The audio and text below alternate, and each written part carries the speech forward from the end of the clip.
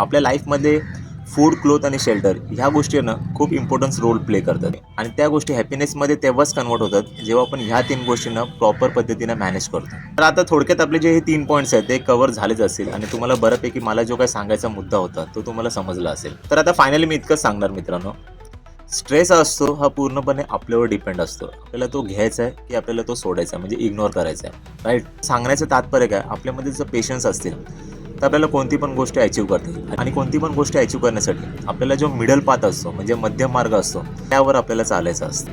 तर आता आपण लास्टली एक चांगल्या उदाहरणाने हा जो व्हिडिओ आहे तो आपण एंड करूया. तर मित्रांनो, समजा आपल्याकडे बाईक आहे आणि ती जर आपण हाय स्पीडला चालवली म्हणजे 100च्या स्पीडला चालवली तर आपल्याला ॲव्हरेज किती मिळणार?